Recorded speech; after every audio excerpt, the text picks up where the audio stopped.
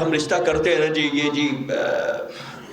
یہ دیندار ہے جی، ہاں جی، تو اس نے کیا کمانا ہے؟ رشتہ ایسا دیکھو جی، بچہ کام کرنے والا ہو، اپنا بزنس ہو. بات یاد رہے، میں پہلے بھی عرض کر چکا ہوں، یہ سمجھنا کہ ہم بزنس کریں گے روزی وسیع ہوگی، یہ بات درست نہیں ہے.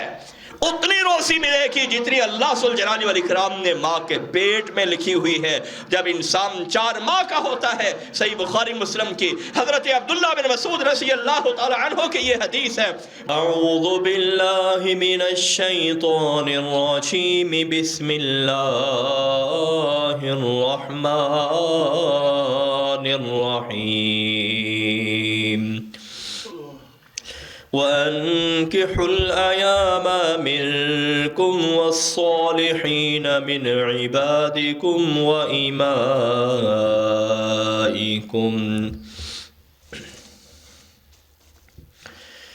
ہر قسم کی حمد و ثنا، تعریف، تقدیس، تمجید، تکبیر، تحلیل اللہ وحدہ لا شریک لہ کے لیے خاص ہے.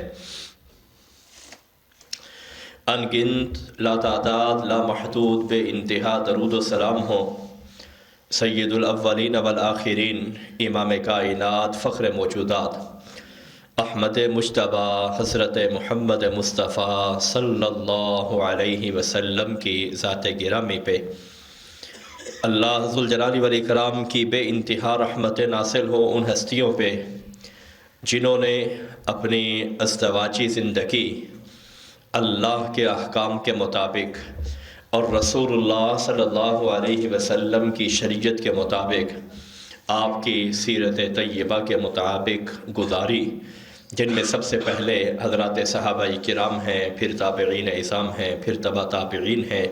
اللہ ہمیں بھی ان لوگوں میں شامل فرما دے.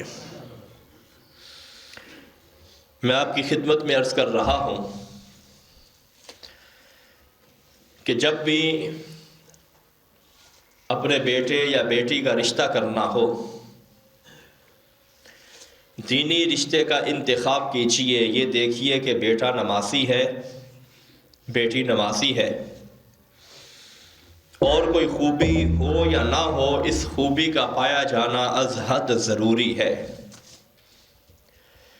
اس سے دنیا میں بھی راحت ملے گی، آخرت میں بھی راحت ملے گی. یہ دنیا بھی سنور جائے گی، آخرت بھی سنور جائے گی. یہ دنیا بھی بہترین ہو جائے گی، آخرت بھی بہترین ہو جائے گی. جس طرح یہ میاں بیوی دنیا کے اندر اکٹھے ہیں، جنت کے اندر بھی اسی طرح یہ اکٹھے ہی جائیں گے اگر دونوں اللہ والے ہوئے، دونوں اللہ کے شریعت کے پابند ہوئے. رسول اللہ صلی اللہ علیہ وسلم نے اسی بات کا حکم دیا اور اسی بات کی تلقین کی. آپ نے بعض ایسے بھی رشتے کروائے جو نہایت غریب رشتے تھے لیکن اچھے اخلاق کے مالک تھے، تو رسول اللہ صلی اللہ علیہ وسلم نے ان کو ترجیح دی. سیدنا ابو برزہ اسلمی رضی اللہ تعالی عنہ بیان کرتے ہیں، مسند احمد 19784 نمبر پر یہ حدیث اور یہ واقعہ موجود ہے. ایک صحابی رسول ہے، یہ انصاری صحابی ہیں، مدینہ منورہ کے رہائشی ہیں، جن کا نام حضرت جلیبیب رضی اللہ تعالی عنہ ہے. یہ جلیبیب شکل و صورت کے اعتبار سے کوئی خوبصورت نہیں، بلکہ ان کے چہرے کے اوپر چیچک کے نشان ہیں، جس کی وجہ سے ان کے چہرے کی جو جلد ہے وہ خاصی متاثر نظر آتی ہے. لیکن اخلاق بڑا اچھا ہے، رویہ بہت اچھا ہے، طبیعت کے اندر مزاح ہے، کوئی خشکی نہیں ہے، کوئی اکڑ، کوئی تکبر، کوئی فخر، کچھ بھی ایسا نہیں ہے. طبیعت کے اندر نرمی ہے. اور جب پردے کا حکم نازل نہیں ہوا تھا، یہ لوگوں کے گھروں کے اندر بھی چلے جایا کرتے اور وہاں جا کر گھر والوں سے مذاق کرنا.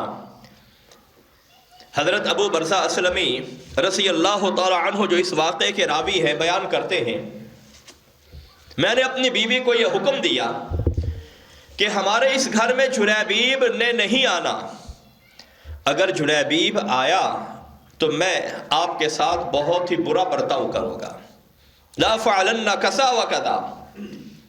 جلیبیب نے گھر میں داخل نہیں ہونا۔ ایک روز رسول اللہ صلی اللہ علیہ وسلم نے حضرت ابو برزہ اسلمی رضی اللہ تعالی عنہ کو قریب بلایا اور کہا زوجنی ابنتک، اپنی بیٹی کا نکاح مجھ سے کر لو، اپنی بیٹی کا نکاح مجھ سے کرو۔ کن کو کہا ہے؟ حضرت ابو برزہ اسلمی رضی اللہ تعالی عنہ کو کہا ہے۔ اور انصار مدینہ کا یہ معمول تھا، یہ طریقہ کار تھا کہ وہ رسول اللہ صلی اللہ علیہ وسلم کی رائے معلوم کرنے کے بعد اپنی بیٹیوں کا رشتہ کسی اور جگہ پہ کرتے۔ حضرت جلیبیب رضی اللہ تعالی عنہ کیا کہنے لگے؟ نعم و کرامہ و نعم عینی، اللہ کے نبی صلی اللہ علیہ وسلم ہمارے لیے تو یہ بہت شرف کی بات ہے، کیوں نہیں ہمارے لیے تو یہ فخر کی بات ہے کہ آپ ہمارے داماد بنے، ہم آپ کے سسرال بنے، اس سے ہماری آنکھیں ٹھنڈی ہوں گی اور برادری کے اندر، خاندان کے اندر، اپنے اس شہر کے اندر، مدینہ طیبہ کے اندر ہمارا قد بلند ہو جائے گا۔ رسول اللہ صلی اللہ علیہ وسلم نے ارشاد فرمایا انی لست اریدها لنفسی، بات یہ ہے کہ میں نے یہ رشتہ اپنی ذات کے لیے نہیں مانگا۔ کس کے لیے مانگا ہے؟ آپ نے فرمایا جلیبیب کے لیے میں نے یہ رشتہ مانگا ہے۔ اب ذرا دیکھیے، جلیبیب وہ ہے جو سادہ سے آدمی ہے لیکن طبیعت کے اندر مزاح ہے اور خوش دلی کرنے والے، ہنس مکھ، زندہ دل بندے۔ رسول اللہ صلی اللہ علیہ وسلم نے ارشاد فرمایا میں نے جلیبیب کے لیے یہ رشتہ مانگا ہے۔ کہنے لگے ٹھیک ہے، میں اپنے گھر جاتا ہوں، اپنی بیوی سے مشورہ کرتا ہوں وہ کیا کہتی ہے۔ گھر گئے، بیوی سے قصہ کیا سنایا کہ رسول اللہ صلی اللہ علیہ وسلم نے رشتہ مانگا۔ بیوی بھی کہنے لگی کہ ہماری تو خوش نصیبی ہے، ہماری سعادت مندی کے لیے ہمیں اور کچھ نہیں چاہیے، ہمارے لیے یہی شرف کافی ہے کہ رسول اللہ صلی اللہ علیہ وسلم ہمارے داماد بن جائے۔ حضرت ابو برزہ اسلمی رضی اللہ تعالی عنہ کہنے لگے بات یہ ہے کہ رسول اللہ صلی اللہ علیہ وسلم نے جلیبیب کے لیے یہ رشتہ مانگا ہے۔ یہ عورت تھی تو کہنے لگی انی جلیبیب، یہ کلمہ تعجب ہے اور زبردست انکار ہے، جس کا مطلب یہ ہے کہ ہماری بیٹی کے لیے رشتہ ملا ہے تو جلیبیب کا رشتہ ملا ہے، فلاں نے ہم سے ہماری بیٹی کے لیے رشتے کا تقاضا کیا ہے، ہم نے فلاں کو بھی انکار کیا، فلاں کو بھی جواب دیا، اب ہم اپنی بیٹی کا نکاح اس جلیبیب کے ساتھ کریں جو سادہ سا آدمی ہے۔ طے یہ پایا کہ رسول اللہ صلی اللہ علیہ وسلم سے یہ عرض کرتے ہیں اللہ کے رسول صلی اللہ علیہ وسلم کوئی برابری نہیں ہے۔ جس طرح میں نے عرض کیا حضرت جلیبیب رضی اللہ تعالی عنہ کو خوبصورت بھی نہ تھے بلکہ چہرے پر یعنی نشانات تھے۔ حضرت ابو برزہ اسلمی رضی اللہ تعالی عنہ رسول اللہ صلی اللہ علیہ وسلم کو اپنے مشورے کی خبر دینے کے لیے اپنے گھر سے نکلنے لگے تو وہ بچی جس کے رشتے کے بارے میں گھر میں بات ہو رہی ہے پردے کے پیچھے سے اپنے والدین کو مخاطب کر کے کہنے لگی اتردانی امر رسول اللہ صلی اللہ علیہ وسلم، تمہیں معلوم ہے تم کیا کرنے کے لیے جا رہے ہو؟ مجھے یہ بتاؤ کہ یہ رشتہ جلیبیب نے تم سے مانگا ہے یا یہ رشتہ رسول اللہ صلی اللہ علیہ وسلم نے تم سے طلب کیا ہے؟ انہوں نے کہا جی یہ رسول اللہ صلی اللہ علیہ وسلم نے طلب کیا ہے۔ یہ بچی کہنے لگی پھر آپ صلی اللہ علیہ وسلم سے یہ کہہ دیجئے کہ اللہ کے رسول صلی اللہ علیہ وسلم اگر آپ یہ پسند کرتے ہیں آپ رشتہ کروا دیجئے۔ ماں باپ کہنے لگے تو ہم تو آپ کی وجہ سے کہہ رہے ہیں نا کہ بچے اور بچی کا بظاہر جوڑ نہیں ہے، کوئی برابری اور کفو نہیں ہے، ہم تو آپ کی وجہ سے کہہ رہے ہیں۔ یہ بچی کہنے لگی مجھے امید ہے کہ اللہ ذوالجلال والاکرام مجھے ضائع نہیں کرے گا۔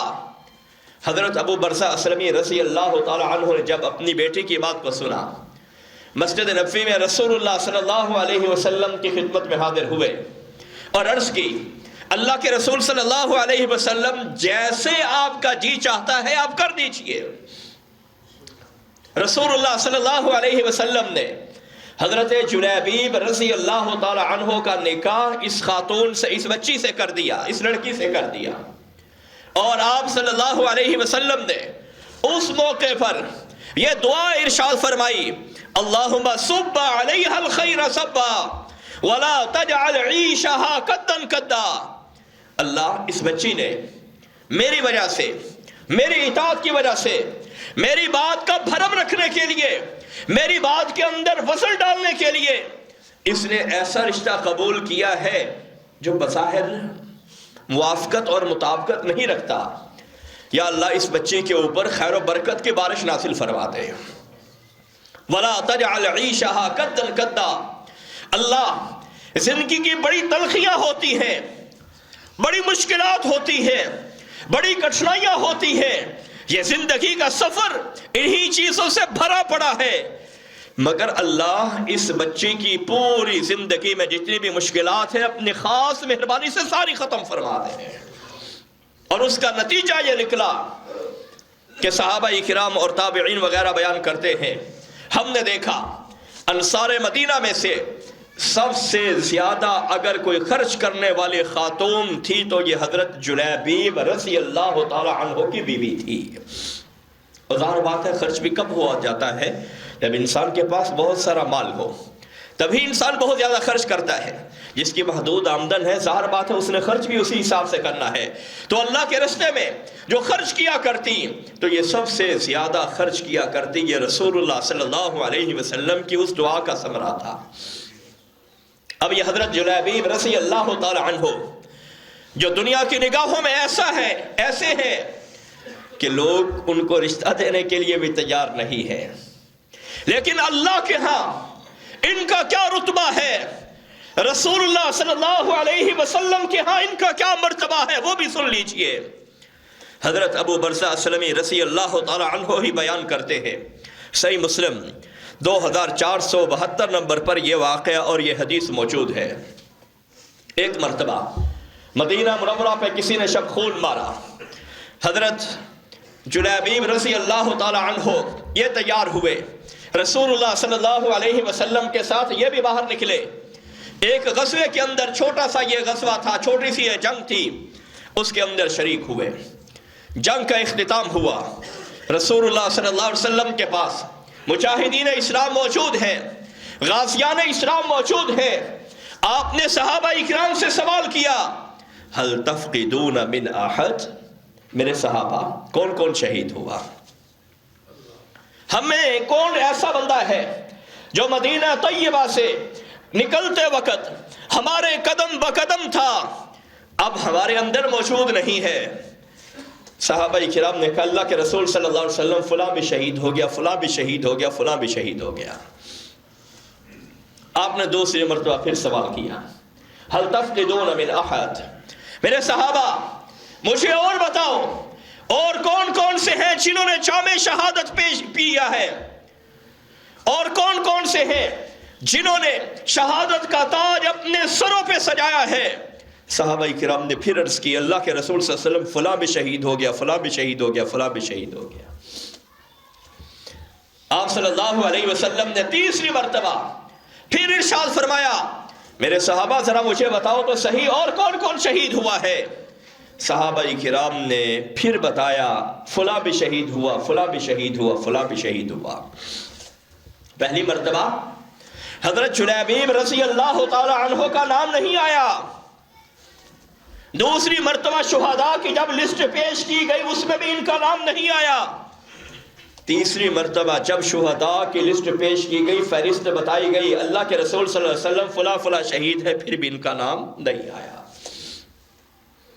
آپ صلی اللہ علیہ وسلم نے ارشاد فرمایا، میں اپنے ایک پروانے کا پوچھ رہا ہوں جس کا نام جلیبیب ہے، افقد جلیبیبا، میں تو جلیبیب کے بارے میں پوچھ رہا ہوں۔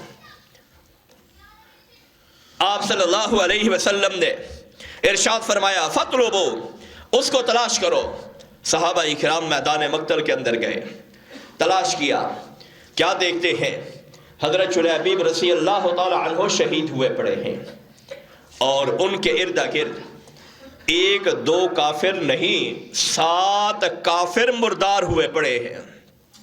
7 کافر۔ آپ ذرا غور کیجئے، اللہ ذو الجلال والاکرام جب کسی سے کام لیتا ہے تو کس طرح لیتا ہے؟ دین کی سرفرازی کے لیے، اعلاء کلمت اللہ کے لیے جب کسی کا انتخاب کرتا ہے، نہ وہ رنگ کو دیکھتا ہے، نہ شکل کو دیکھتا ہے، نہ حلیے کو دیکھتا ہے۔ اللہ ذو الجلال والاکرام جب انتخاب فرماتا ہے، یہ اسی کا انتخاب ہوتا ہے جو خاندان کی وجہ سے نہیں ملتا، مال کی وجہ سے نہیں ملتا، کسی اور چیز کی وجہ سے نہیں ملتا۔ رسول اللہ صلی اللہ علیہ وسلم نے ارشاد فرمایا، قتل 7 ثم قتلوہ۔ بات یہ ہے، یہ اکیلا جلیبیب ان 7 کافروں سے یکبارگی ہی لڑتا رہا۔ جلیبیب نے ان کے اوپر وار کیے، انہوں نے ان کے اوپر وار کیے، نتیجہ یہ نکلا کہ حضرت جلیبیب رضی اللہ تعالی عنہ نے 7 کافروں کو پھڑکایا اور آخر میں جام شہادت خود بھی نوش کر گئے۔ ابھی شرف کی ابتدا نہیں ہوئی، رسول اللہ صلی اللہ علیہ وسلم نے ارشاد فرمایا، ھذا منی وانا من، ھذا منی وانا من۔ 2 مرتبہ آپ نے جلیبیب کے بارے میں یہ بات ارشاد فرمائی ہے کہ جلیبیب محمد رسول اللہ صلی اللہ علیہ وسلم سے ہے اور محمد رسول اللہ صلی اللہ علیہ وسلم جلیبیب سے ہے۔ کیا مطلب ہے؟ کہ ہمارا دونوں کا رستہ ایک ہی رستہ ہے۔ جس رستے پہ محمد رسول اللہ صلی اللہ علیہ وسلم چلے ہیں، اسی رستے پہ جلیبیب چلے ہیں، اور ہم دونوں کی منزل بھی ایک ہے۔ محمد رسول اللہ صلی اللہ علیہ وسلم کی منزل بھی جنت ہے اور جلیبیب کی منزل بھی جنت ہے۔ ابھی شرف کا اختتام نہیں ہوا۔ صحابہ کرام بیان کرتے ہیں، فَوَضَعَهُ عَلَى صَاعِدَيْهِ لَيْسَ لَهُ إِلَّا صَاعِدَ النَّبِيِّ صلی اللہ علیہ وسلم۔ اے جلیبیب، تیری قدر و منزلت کے کیا کہنے، تیرے شرف کے کیا کہنے، رسول کی نگاہ میں تیرا کتنا رتبہ ہے، اللہ کی نگاہ میں تیرا کتنا مرتبہ ہے، جو ہم سب کے لیے قابل رشک ہے، قابل فخر ہے۔ رسول اللہ صلی اللہ علیہ وسلم نے اپنے دونوں بازوؤں کو اس طرح پھیلا کر حضرت جلیبیب رضی اللہ تعالی عنہ کے جو لاش مبارک تھی، آپ نے اپنے دونوں بازوؤں پر اٹھا کر ان کی قبر کے اندر اتاری ہے۔ میرے ناقص مطالعے کے مطابق یہ شرف کہ رسول اللہ صلی اللہ علیہ وسلم اکیلے نے، صحابہ بیان کرتے ہیں، لیس لہ الا صاعد النبی صلی اللہ علیہ وسلم، رسول اللہ صلی اللہ علیہ وسلم نے اکیلے نے حضرت جلیبیب رضی اللہ تعالی عنہ کو اپنے بازوؤں پہ اٹھا کے قبر میں اتارا ہے، اور کوئی آسرا سہارا نہیں تھا۔ شہید ہے نا، تو اس لیے غسل کا بھی اہتمام نہیں ہوا، جنازہ کا بھی اہتمام نہیں ہوا، اور کفن کی بھی ضرورت نہیں ہے، دیا جائے تو علیحدہ بات ہے۔ تو یہ شرف ملا ہے، حضرت جلیبیب کو ملا ہے، اور صحابہ اکرام بیان کرتے ہیں، ہم نے حضرت جلیبیب رضی اللہ تعالی عنہ کی بیوی کو دیکھا کہ سب سے زیادہ مدینہ طیبہ میں اللہ کے راستے میں خرچ کرنے والی تھی۔ آج ہم رشتہ کرتے ہیں جی، یہ دیندار ہے جی، ہاں جی، تو اس نے کیا کمانا ہے؟ رشتہ ایسا دیکھو جی، بچہ کام کرنے والا ہو، اپنا بزنس ہو۔ بات یاد رہے، میں پہلے بھی عرض کر چکا ہوں، یہ سمجھنا کہ ہم بزنس کریں گے روزی وسیع ہوگی، یہ بات درست نہیں ہے۔ اتنی روزی ملے گی جتنی اللہ ذو الجلال والاکرام نے ماں کے پیٹ میں لکھی ہوئی ہے جب انسان 4 ماہ کا ہوتا ہے۔ صحیح بخاری مسلم کی حضرت عبداللہ بن مسعود رضی اللہ تعالی عنہ کی یہ حدیث ہے، بیان کرتے ہیں حدثنا رسول اللہ صلی اللہ علیہ وسلم الصادق المصدوق۔ ہمیں یہ حدیث اس ہستی اقدس نے بیان کی ہے جو صادق ہے، سچے ہیں، اور جن کی سچائی کی گواہی دی گئی ہے۔ آپ نے ارشاد فرمایا جب انسان 4 ماہ کا شکم مادر میں ہوتا ہے، صرف 4 ماہ کا، اس وقت اللہ فرشتے کو بھیجتے ہیں، فرشتہ آ کر اس کا رزق لکھ جاتا ہے۔ اس لیے یہ سمجھنا، یہ میں نے آپ سے مثال عرض کی ہے، حضرت جلیبیب ایک یعنی آپ سمجھ لیں عام سے یعنی آدمی ہے، لیکن اللہ کے ہاں ان کا کتنا رتبہ ہے، رسول اللہ صلی اللہ علیہ وسلم کی نگاہ میں کتنا رتبہ ہے کہ ان کو اگر قبر کے اندر اتارا ہے، رسول اللہ صلی اللہ علیہ وسلم نے اپنے ہاتھوں مبارک سے نیچے اتارا ہے۔ ایک صحابیہ ہیں جن کا نام سیدہ فاطمہ بنت قیس رضی اللہ تعالی عنہا ہے، صحیح مسلم کی روایت ہے 1480 نمبر پر۔ ان کے شوہر ہیں جن کا نام ابو عمرو بن حفص ہے، انہوں نے ان کو تیسری طلاق بھی دے دی،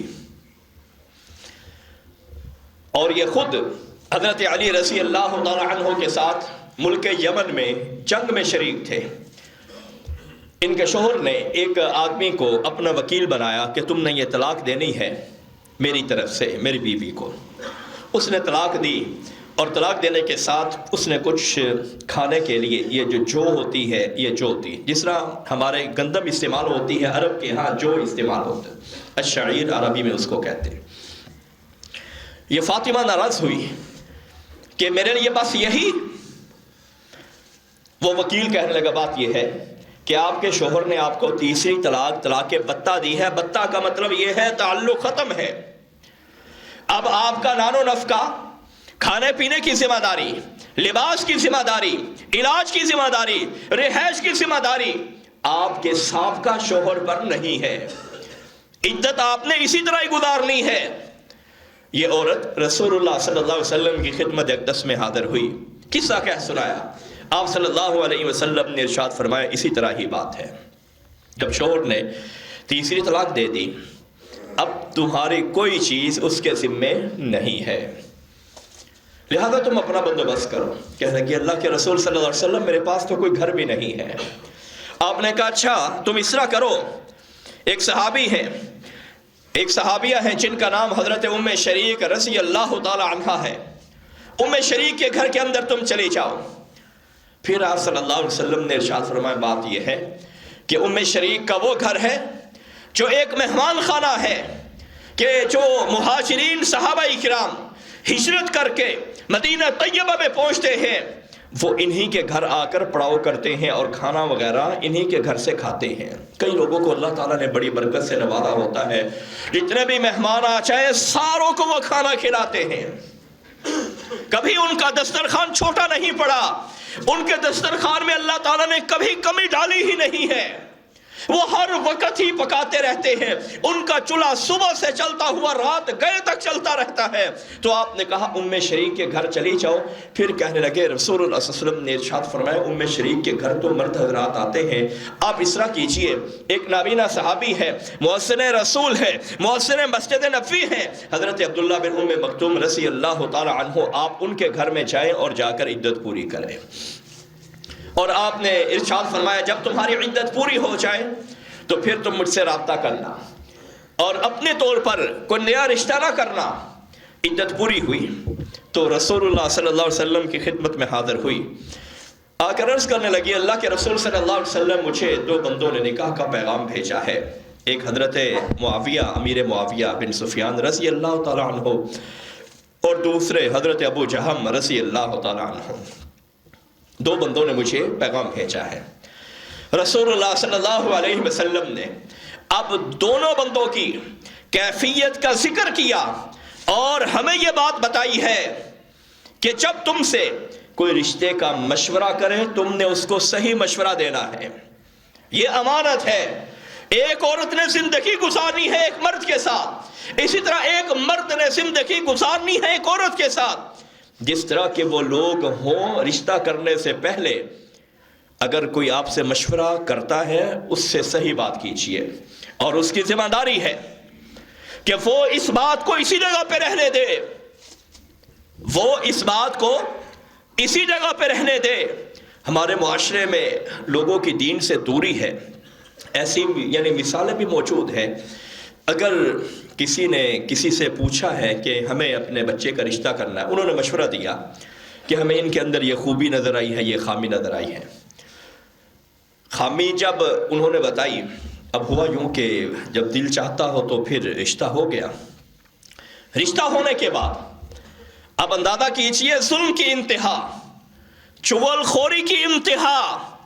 انہوں نے بتایا کہ جو فلاں بندہ تھا نا، وہ کہتا تھا یہ بندے ٹھیک نہیں ہیں جن سے آپ رشتہ کر رہے ہیں، ہم نے لڑائیاں ہوتی دیکھی ہیں اسی بات کے اوپر۔ اس لیے جب رشتہ کرنا ہو، پہلی بات رشتہ کرنے سے پہلے مشورہ کیجئے۔ کئی لوگوں کی یہ بھی عادت ہوتی ہے، شادی کی شاپنگ کرنے کے لیے بازار آئے ہوتے ہیں اور پوچھ رہتے ہیں جی وہ جی آپ کے جاننے والے جی وہ کیسے ہیں؟ بھائی اب تو آپ نے شادی کے دن بھی رکھ لیے، اب کیا ضرورت ہے پوچھنے کی؟ تو جو پہلے مشورہ لے حقیقت حال کو بالکل واضح کرنا چاہیے، یہ غیبت کوئی غیبت نہیں ہے۔ آپ نے ارشاد فرمایا بات یہ ہے، اما ابو جہم فلا یضع عصاه عن عاتقی۔ ابو جہم جس نے آپ کو نکاح کا پیغام بھیجا ہے، اس کا عورتوں سے برتاؤ اچھا نہیں ہے، مارتا بہت ہے، اپنی لاٹھی کو اپنے کندھے پہ رکھتا ہے، اس سے اتارتا نہیں ہے۔ تو کوئی ایسا آپ سے مشورہ کرتا ہے، کوئی لڑاکا آدمی ہے، غسیلا آدمی ہے، بھڑکیلا آدمی ہے، جذباتی آدمی ہے، بات بات پہ بگڑ جاتا ہے، جب بگڑ جائے سدھرتے کا نام نہیں لیتا، چھوٹی سی بات پہ تھانے کچہری پہ اور ان چیزوں پہ پہنچ جاتا ہے۔ آپ ان کو کہیے، صحیح مشورہ دیجیے کہ بھائی یہ اس طرح کا بندہ ہے، اگر آپ اس سے گزارا کر سکتے ہیں کر لیں۔ رسول اللہ صلی اللہ علیہ وسلم نے بھی یہی بات ارشاد فرمائی ہے۔ کئی لوگ خاندانی طور پہ لڑاکے ہوتے ہیں، نہ رشتہ کیجیے، کوئی متبادل رشتہ موجود ہے ادھر دیکھیے۔ آپ نے بات ارشاد فرمائی، رہا معاملہ حضرت معاویہ کا، آپ نے فرمایا فَسُعْلُوكُ لَا مَالَ لَا۔ حضرت معاویہ رضی اللہ تعالی عنہ، ان کے پاس تو اپنے لیے کھانے کے لیے کوئی چیز موجود نہیں ہے، تم اس طرح کرو، انکحی اسامہ بن زید، میرے جو غلام ہیں، غلام کے بیٹے ہیں، حضرت اسامہ بن زید رضی اللہ تعالی عنہ سے آپ نکاح کر لیں۔ فاطمہ کو آپ نے کیا مشورہ دیا؟ اسامہ سے نکاح کر لیں۔ اب اسامہ کون ہے؟ کالا سیاہ رنگ جس طرح حبشیوں کا ہوتا ہے، اور ناک بھی چپٹی ہوئی۔ اللہ کی عجیب سنت ہے، حضرت زید بن حارثہ جو طائف کے سفر میں آپ کے ہم سفر تھے، آپ کے جانثار تھے، لوگ پتھر مارتے، حضرت زید بن حارثہ اپنے جسم پر ان کو روکا کرتے کہیں رسول اللہ صلی اللہ علیہ وسلم کو یہ گزند نہ پہنچائے۔ حضرت زید بن حارثہ بہت ہی خوبصورت سفید رنگ کے، اور اسامہ بن زید بالکل الٹ کالا سیاہ رنگ جس طرح حبشیوں کا رنگ ہوتا ہے۔ ان کی ماں حضرت سیدہ ام ایمن تھی جو رسول اللہ صلی اللہ علیہ وسلم کو لے کر آئی تھی۔ جب سیدہ آمنہ کا انتقال ہوا تو یہ رسول اللہ صلی اللہ علیہ وسلم کو لے کر مدینہ میں آئی، سردار عبد المطلب کی یہ لونڈی تھی۔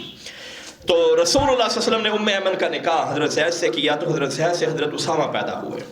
ایک روز ایک قیافہ شناس وہ آیا، یہ دونوں باپ بیٹے ایک چارپائی پہ سوئے ہوئے ہیں اور ان کا پورا جسم ڈھانکا ہوا ہے، دونوں باپ بیٹوں کا، حضرت اسامہ کا اور حضرت زید کا۔ پاؤں صرف باہر ہے، پاؤں صرف باہر ہے۔ وہ قیافہ شناس وہ کہنے لگا کہ یہ جو پاؤں ہیں، ایک پاؤں سفید ہے بالکل، دوسرے بالکل سیاہ ہے۔ وہ کہنے لگا کہ بعضہ من بعض، بات یہ ہے یہ جو آپس میں سوئے ہوئے ہیں نا، میں نے پاؤں دیکھ کر یہ نتیجہ نکالا ہے یہ دونوں ایک دوسرے کے رشتہ دار ہیں۔ لوگ بڑی باتیں کیا کرتے۔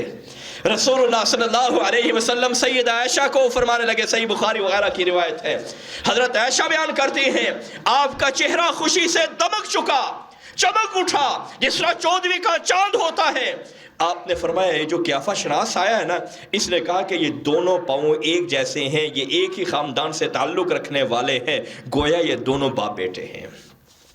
تو حضرت اسامہ بن زید رضی اللہ تعالیٰ عنہ کالے سیاہ رنگ کے، امام ابن سعد نے طبقات ابن سعد وغیرہ کے اندر یہ لکھا ہے، رسول اللہ صلی اللہ علیہ وسلم کے یہ بڑے محبوب ہیں حضرت اسامہ۔ حج کے سفر میں رسول اللہ صلی اللہ علیہ وسلم کے پیچھے مختلف صحابہ کرام سوار تھے، حضرت حسن، حسین وغیرہ، حضرت اسامہ بھی۔ ایک مرتبہ رسول اللہ صلی اللہ علیہ وسلم نے تمام حاجیوں کو روک کے رکھا ہوا ہے، تمام حاجیوں کو، 1,00,000 سوا لاکھ کا قافلہ روکا ہوا ہے، اس کے لیے حضرت اسامہ بن زید رضی اللہ تعالیٰ عنہ کا انتظار ہو رہا ہے۔ حضرت اسامہ آئے، میں نے عرض کیا ہے، کالا سیاہ رنگ، موٹے ہونٹ اور یعنی چپٹی ہوئی ناک، پھسی ہوئی ناک جس کو ہم بولتے ہیں۔ کچھ لوگوں نے کہا یہ تھا جو اس کے لیے اتنے بڑے لوگوں کو 1,00,000 کے یعنی قافلے کو روکا ہوا ہے۔ صحابہ اور تابعین بیان کرتے ہیں کہ ہم نے دیکھا جنہوں نے اس طرح کی بات کی ہے، جب فتنوں کا زمانہ آیا، ارتداد کا زمانہ آیا، مرتدین کا زمانہ آیا، رسول اللہ صلی اللہ علیہ وسلم کا انتقال ہوا، صدیق اکبر کا دور خلافت آیا، سب سے پہلے وہی لوگ مرتد ہوئے جنہوں نے حضرت اسامہ بن زید رضی اللہ تعالی عنہ پہ اعتراض کیا کہ اس کے لیے اتنے بڑے قافلے کو روک کے رکھا ہے۔ اللہ دل کو دیکھتا ہے، اللہ تقوی کو دیکھتا ہے۔ ممکن ہے کوئی ہماری نگاہوں میں بڑا حقیر سا ہو، معمولی سا ہو، کوئی اس کی حیثیت نہ ہو، لیکن رسول اللہ صلی اللہ علیہ وسلم کی نگاہوں میں حضرت اسامہ کا کتنا رتبہ ہے۔ آپ نے تمام صحابہ کرام کو، تمام صحابیات کو، پورے اسلامی قافلے کو، پورے حج کے قافلے کو ایک شخصیت کے لیے روک رکھا ہے جس کا نام اسامہ بن زید ہے، جس کا لقب حب رسول اللہ صلی اللہ علیہ وسلم ہے۔ اردو میں اس کا ترجمہ یہ ہے کہ یہ رسول اللہ صلی اللہ علیہ وسلم کی آنکھوں کا تارا ہے، یہ رسول اللہ صلی اللہ علیہ وسلم کا محبوب ہے۔ آپ نے فاطمہ کو کہا تم نہ اسامہ سے نکاح کر لو۔ فاطمہ کیا کہنے لگی؟ فَكَرِهْتُهُ، میں نے ناپسند کیا ایک غلام سے میں نکاح کروں، جس کی کوئی وضاحت بھی یعنی کوئی ایسی نہیں ہے۔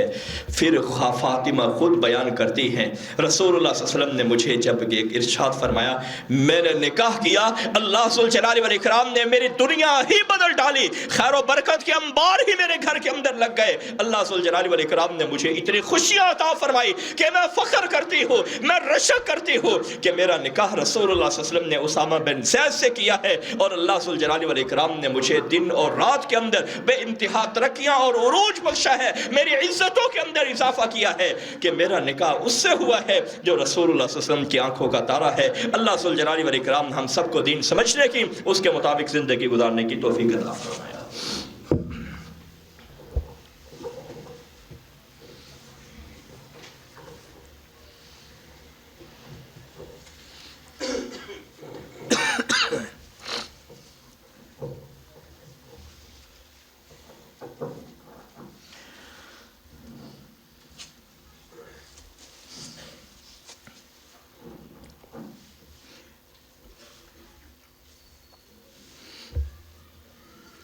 اب آپ سے التماس ہے، یہ 30-40 منٹ کوئی دورانیہ نہیں ہوتا، آپ بر وقت تشریف لایا کریں۔ جمعے کے دن اللہ نے جمعے کو دوپہر میں کیوں رکھا ہے؟ یہ فجر کے ساتھ اللہ نے جمعہ کیوں نہیں رکھا؟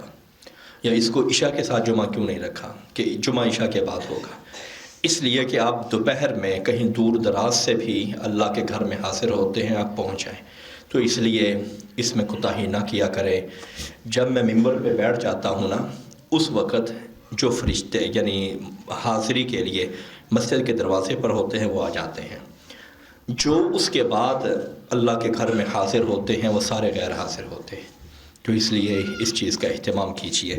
ان الحمد للہ نحمدہ ونستعینہ ونستغفرہ ونعوذ باللہ من شرور انفسنا ومن سیئات اعمالنا، من یهده اللہ فلا مضل له ومن یضللہ فلا ہادی له، اشہد ان لا الہ الا اللہ وحدہ لا شریک له واشہد ان محمدا عبدہ ورسولہ صلی اللہ علیہ وسلم۔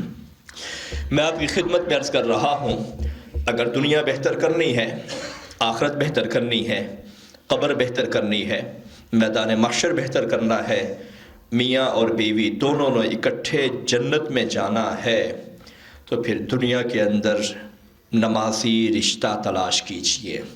بچہ بھی 5 وقت کا نمازی ہو، بچی بھی 5 وقت کی نمازی ہو۔ اگر یہ نمازی ہوں گے دنیا بھی سدھر جائے گی، اولاد بھی نمازی ہوگی، اولاد بھی نیک ہوگی، اولاد بھی قبر کے اوپر کھڑے ہو کر کہے گی رب ارحمہما، اللہ ان پہ رحم فرما۔